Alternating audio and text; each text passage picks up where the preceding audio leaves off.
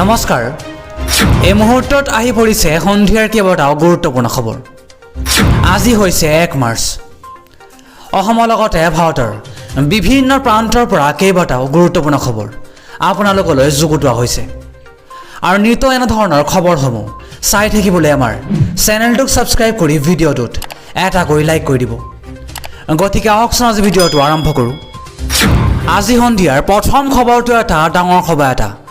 big breaking news পত্নীক হত্যা কৰি নিজেও আত্মহত্যাৰ পথ বাছি ল'লে চিকিৎসক স্বামীয়ে ৰাজ্যত পুনৰ সংঘটিত হৈছে নিশংস হত্যাকাণ্ড স্বামীয়ে হত্যা কৰিলে নিজৰে পত্নীক টংলাঙত সংঘটিত হৈছে এই হত্যাকাণ্ড হোমিওপেথিক চিকিৎসক স্বামীয়ে নিশংসতাৰে জিভা আৰু ডিঙি কাটি হত্যা কৰি নিজেও আত্মহত্যাৰ পথ বাছি লয় জয়ন্ত শৰ্মা নামৰ টংলাঙৰ চিকিৎসকজনে নিজৰ কৰ্তব্য সামৰি সোমবাৰে নিশা প্ৰায় 10 মান বজাত ঘৰলৈ যায় তাৰ পিছতে পত্নীৰ সৈতে কাজিয়াৰ সূত্ৰপাত হয় আৰু এই কাজিয়াই হত্যাৰ ৰূপ লয় পিছত জয়ন্ত শৰ্মাই নিজৰ জ্ঞান হেৰুৱাই পেলাই আত্মহত্যাৰ পথ বাছি লয় মঙলবাৰে ৰাতিপুৱা টংলাং ষ্টেডিয়ামত চিপ লৈ থকা অৱস্থাত স্থানীয় লোকে প্ৰত্যক্ষ কৰে এই মুহূৰ্তত জনাইছোঁ আন এক জৰুৰী খবৰ এটা ডাঙৰ খবৰ ৰন্ধন গেছ ব্যৱহাৰীসকললৈ এটা জৰুৰী খবৰ ওলাই আহিছে ৰাছিয়া আৰু ইউক্ৰেইনৰ যুদ্ধৰ মাজতেই বৃদ্ধি পালে চিলিণ্ডাৰৰ মূল্য 105 টকা চিলিণ্ডাৰৰ মূল্য বৃদ্ধি পালে হয় দৰ্শকসকল 105 টকালৈ চিলিণ্ডাৰৰ মূল্য বৃদ্ধি পাইছে আজিৰে পৰা অৰ্থাৎ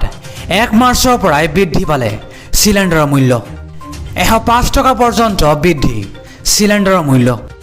ৰাছিয়া আৰু ইউক্ৰেইনৰ যুদ্ধৰ মাজতেই বৃদ্ধি পালে চিলিণ্ডাৰৰ মূল্য কেৱল বাণিজ্যিক চিলিণ্ডাৰৰ ক্ষেত্ৰতহে বৃদ্ধি পাইছে মূল্য ইতিমধ্যে প্ৰকাশ কৰা হ'ল চিলিণ্ডাৰৰ নতুন নিৰিখ দিল্লী কলকাতা চেন্নাই মুম্বাইত বৃদ্ধি পালে চিলিণ্ডাৰৰ মূল্য অহা 7 মাৰ্চৰ পাছত ঘৰুৱা চিলিণ্ডাৰৰ মূল্য বৃদ্ধি পোৱাৰ পূৰ্ণ সম্ভাৱনা আছে এই মুহূৰ্তত জনাইছোঁ এটা জৰুৰী খবৰ এটা ভাল খবৰ ৰেচন কাৰ্ড থকাসকলৰ বাবে অত্যন্ত ভাল খবৰ এতিয়াৰ পৰা বিনামূলীয়াকৈ লাভ কৰিব দুগুণ খাদ্য সামগ্ৰী এতিয়া ৰেচন কাৰ্ডৰ হিতাধিকাৰীসকলে মাহত দুবাৰকৈ ঘেঁহু আৰু চাউলৰ সুবিধা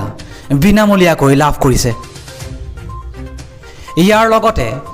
দাইল খোৱা তেল আৰু নিমখো বিনামূলীয়াকৈ দিয়া হৈছে ইতিমধ্যে ৰেচন কাৰ্ড থকাসকলৰ বাবে ভাল খবৰ আনিছে ৰাজ্য চৰকাৰে আপোনাৰ হাতত ৰেচন কাৰ্ড যদি আছে তেন্তে এমাহত দুবাৰ ফ্ৰী ৰেচনৰ সুবিধা গ্ৰহণ কৰিব পাৰে দৰাচলতে প্ৰধানমন্ত্ৰী গৰীব কল্যাণ যোজনাৰ অধীনত মাৰ্চ 2022 পৰ্যন্ত বিনামূলীয়াকৈ ৰেচন বিতৰণ অভিযান বৃদ্ধি কৰিছে কেন্দ্ৰীয় চৰকাৰে এই আঁচনিৰ ম্যাদ বৃদ্ধিৰ সিদ্ধান্ত গ্ৰহণ কৰাৰ পিছতে উত্তৰ প্ৰদেশৰ চৰকাৰে লৈছে ডাঙৰ সিদ্ধান্ত ৰাজ্যখনৰ 15 কোটিতকৈ অধিক ৰেচন কাৰ্ড থকা গ্ৰাহকৰ বাবে বিনামূলীয়াকৈ দুগুণ ৰেচন দি থকা হৈছে যোগী চৰকাৰে হোলী পৰ্যন্ত এই ম্যাদ বৃদ্ধি কৰিছে